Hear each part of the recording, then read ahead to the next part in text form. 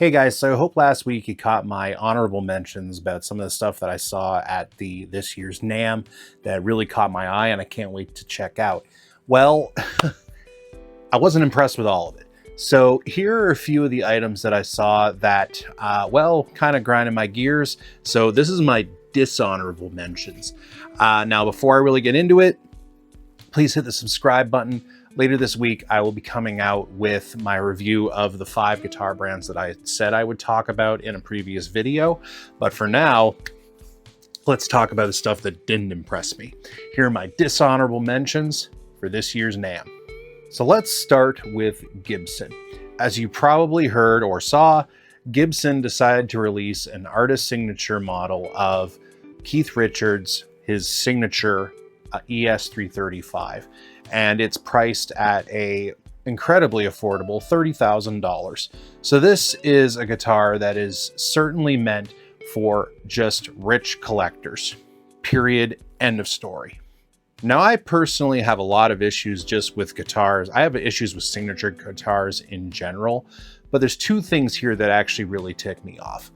One is actually the price. This is a guitar meant for a rich guy. This is meant for some CEO of some company who can buy this thing, stick it on a shelf, stick it on a wall, and have his friends come over and look at it and be like, oh, isn't it so pretty? That is all this is for. And also, I gotta say, Gibson, guys, if you're gonna be giving out signature guitar models, why Keith Richards? I understand, look, I love the Rolling Stones. As luck would have it, I actually just rewatched that Keith Richards documentary on Netflix for the 6th time. I love Keith Richards. But I'm sorry, there are so many artists nowadays, some of the new and up and comers. If you're gonna give a signature guitar to somebody, could you not do it for one of them? Keith Richards, he doesn't need the accolades. The Rolling Stones, they're legends for a reason, but they're good. Maybe actually give it to someone new. I don't know. This one, I wasn't impressed with it. That's my first dishonorable mention. Now, don't worry, Gibson. I'm also going to pick on Fender.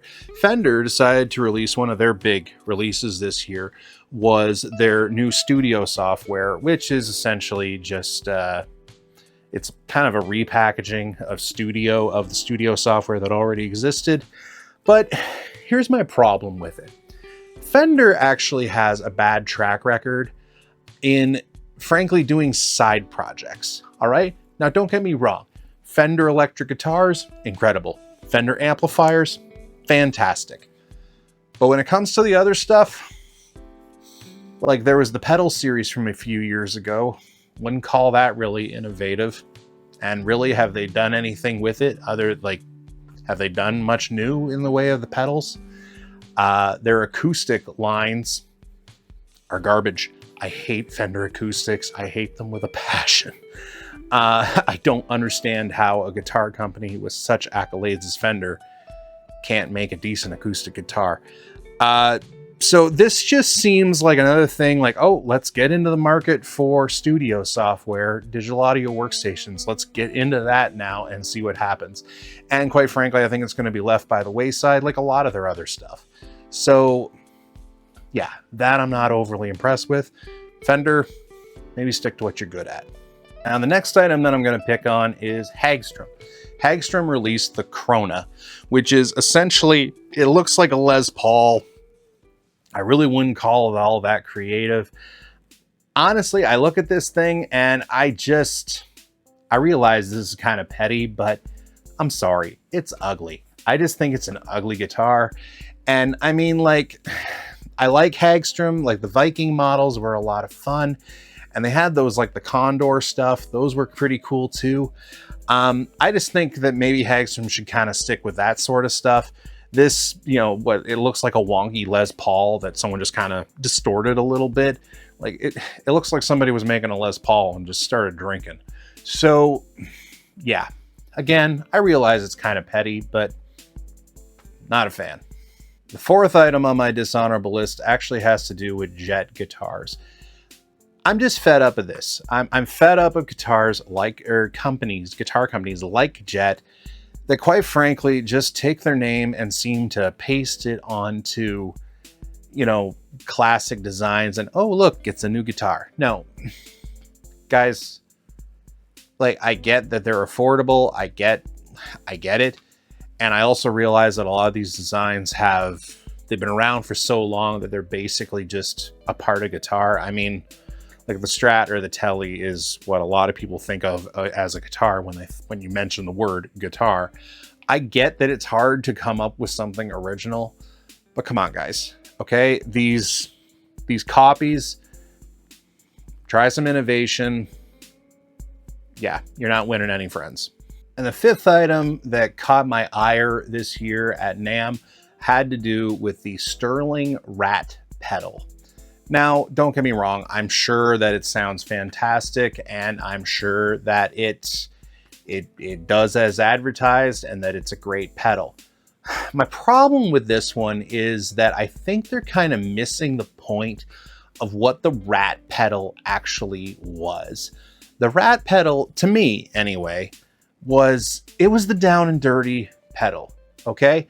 It was the pedal that, you know, alternative rock band or like just they made, you know, relatively affordable. It was a relatively affordable pedal that just sounded good and gave you that gnarly rock sound.